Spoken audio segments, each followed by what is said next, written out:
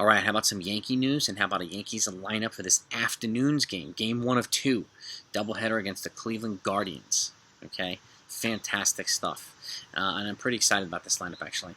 With that, let's get to the news first. And by the way, if this is your first time here, welcome. If you like Yankees news, breaking news of any kind, don't leave without subscribing to the channel. I don't want you to miss good stuff, especially as we start getting closer to the trade deadline.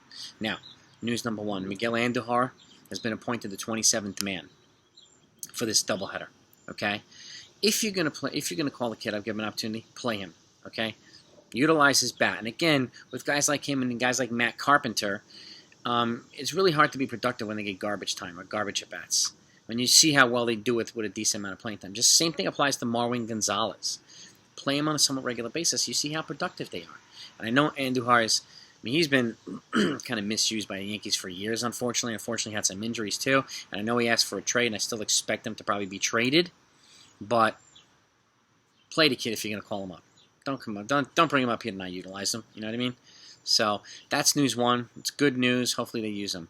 Secondly, the Yankees are actually looking to acquire an outfield bat before the trade deadline. And that's surprising, too, because the Yankees always wait until the last minute.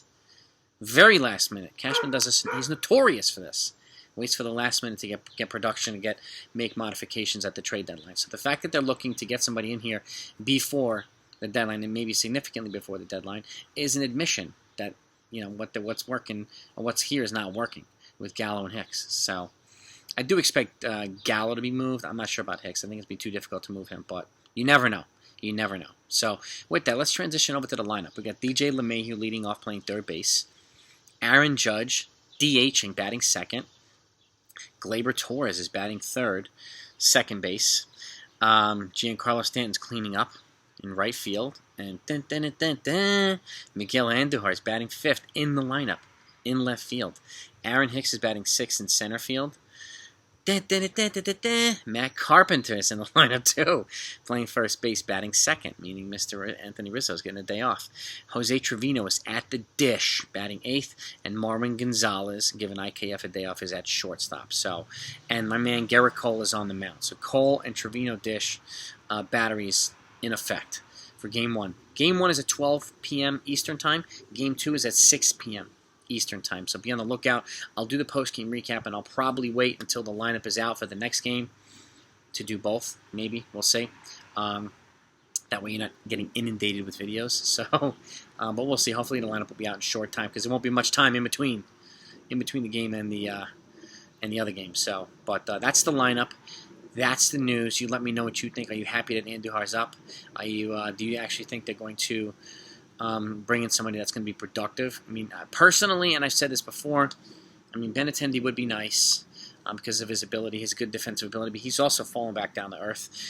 Brian Reynolds is heating up, but he's going to be the most expensive. Ian Happ is probably the most consistent across the board. He's a switch hitter, just like Brian Reynolds. The reason why I like Brian Reynolds is because it would solve the leadoff hitter problem and the center fielder problem in the same trade.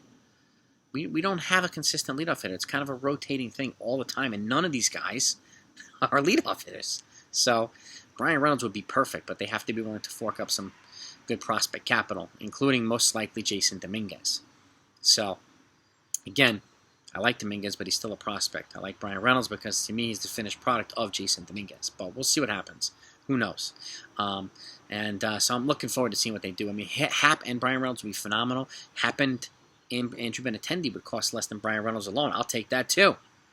Let's get 2 productive bats in here.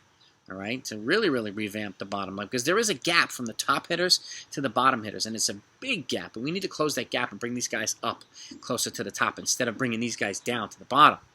So that's just the way I look at it too. But that, and by the way, somebody put out some comment that I was saying was clickbait and full of crap and blah blah blah. If you see this about the Juan Soto turning down the extension, the second one, why don't you take a look in the description? I put a supporting article there that talks about it. I always put supporting documentation when I say something, when I break news. Always. Okay, so before you run your mouth, go take a look. It's there. You want to be angry? Attack the article itself, not me. I'm posting the article. So anyway, talk to you guys later.